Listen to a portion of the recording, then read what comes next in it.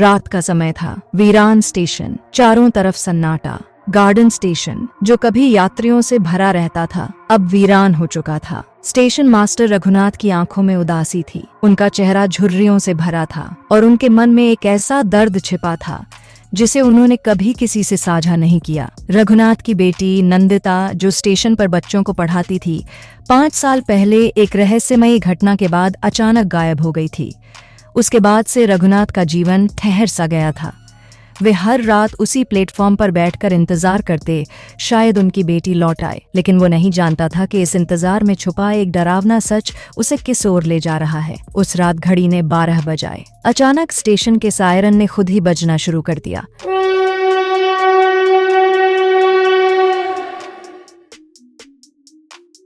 रघुनाथ चौंक कर उठ खड़े हुए। उन्होंने देखा कि दूर से एक पुरानी ट्रेन धीरे धीरे स्टेशन की ओर आ रही थी। ट्रेन का इंजन जला हुआ था, खिड़कियों पर काले कपड़े टंगे थे और ट्रेन से अजीब सी सिसकियों की आवाजें आ रही थीं। जैसे ही ट्रेन प्लेटफॉर्म पर रुकी, स्टेशन की लाइटें बुझ गईं। रघुनाथ ने देखा कि ट्रेन से उतरने वाले यात्री इंसान नहीं, बल्कि जले हुए चेहरे और खाली आंखों वाले भूत जैसे दिख रहे थे। उनके कपड़ों से धुआं निकल रहा था और उनकी आंखों से गहरी नफरत झलक रही थी। भय से कांपते हुए रघुनाथ ने प्लेटफॉर्म पर कदम रखा।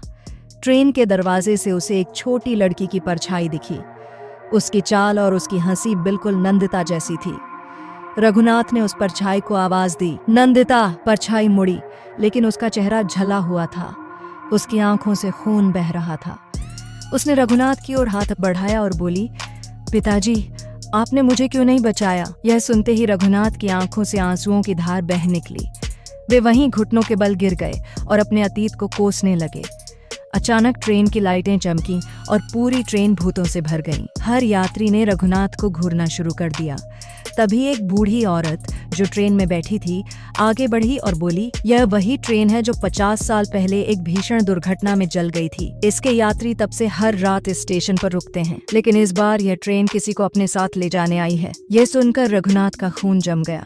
वह समझ गया कि यह ट्रेन नंदिता की आत्मा को ले गई थी। जैसे ही रघुनाथ उस बूढ़ी औरत से कुछ पूछने वाले थे, ट्रेन से अचानक धुआं उठने लगा। एक जोरदार धमाके के साथ ट्रेन गायब हो गई, पर प्लेटफॉर्म पर नंदिता का गुलाबी दुपट्टा पड़ा था। रघुनाथ ने उसे उठाया और फफक कर रो पड़े। तभी स्टेशन मास्टर के कमरे में रखे रेडियो से एक आवाज गूंजी, क्या तुम अपने गुनाहों का प्रायश्चित करने के लिए तैयार हो? रघुनाथ ने डरते हुए रेडियो की तरफ देखा। आवाज फिर से गूंजी, तुम्हें सच जानने के लिए अगली रात इसी समय तैयार रहना होगा। अगले पार्ट में देखेंगे क्या था गार्डन स्टेशन का भूतिया रहस्य और कौन थी वो बूढ़ी औरत। क्या रघुनाथ अपनी बेटी को वापस ला पाएंगे या ये ट्रेन किसी और का शिकार करेगी?